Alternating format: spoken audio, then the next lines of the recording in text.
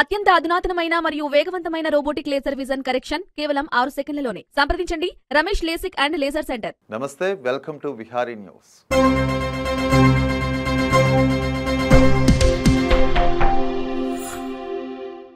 ఆంధ్రప్రదేశ్లో ఎన్నికలు సమీపిస్తున్న వేళ అసంతృప్త నాయకులంతా వలసల బాట పడుతున్నారు.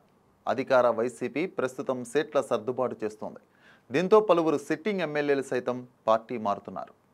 వైఎస్ఆర్ కాంగ్రెస్ పార్టీకి చెందిన నేత మైలవరం ఎమ్మెల్యే కృష్ణప్రసాద్ కీలక నిర్ణయం తీసుకున్నారు. ఈ నెల 8వ తేదీ తర్వాత తెలుగుదేశం పార్టీ తీర్థం పుచ్చుకోనున్నారు. ఈ క్రమంలోనే సిద్ధం సభకు తాను సిద్ధంగా లేనని ఆయన వైసీపీకి షాక్ ఇచ్చారు. తన నియోజకవర్గంలో మంత్రి జోగి రమేష్ జోక్యం చేసుకుంటున్నారని ఇదివరకే ఆయన సీఎం జగన్కు చెప్పారు. అయితే దీనిపై ముఖ్యమంత్రి పెద్దగా పట్టించుకోలేదు. కాగా ఇటీవల వసంత కృష్ణప్రసాద్ను జగన్ పిలిపించి చంద్రబాబు, లోకేష్, పవన్ కళ్యాణ్పై విమర్శలు చేయాలని సూచించారు. విమర్శలు చేస్తేనే తన వారని గుర్తిస్తారని చెప్పారు. అయితే వారిపై విమర్శలు చేయడం తన వల్ల కాదని చెప్పారు. ఈ నేపథ్యంలో వసంత ఇప్పటికే 2 సార్లు నారా లోకేష్తో భేటీ అయ్యారు.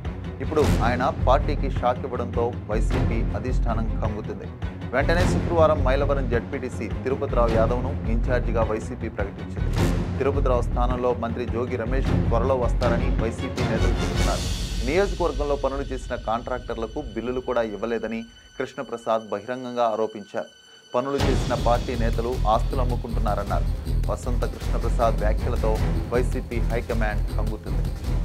ఓ ప్రజాస్వామ్యం నడించాలి, మన జీవితాలు బాగుపడాలని చెప్పంటే ఆరోగ్యకరమైన చర్చ, ఆలోచన పెంచే చర్చ కావాలి. అలాంటి చర్చను చేపడుతున్నారు Vihari news. Subscribe to Vihari news. Vihari న్యూస్కి మీరు సబ్స్క్రైబ్ చేయాలి, మీరు చూడాలి.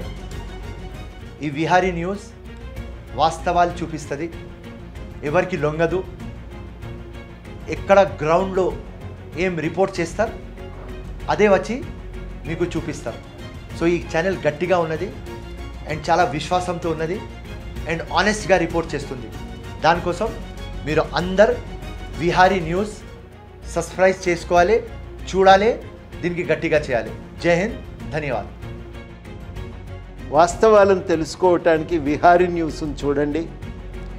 మీ సెల్ ఫోన్లోనో కంప్యూటర్లోనో విహారీ బటన్ నొక్కి విహారీ ఛానల్ను ఆదరించండి.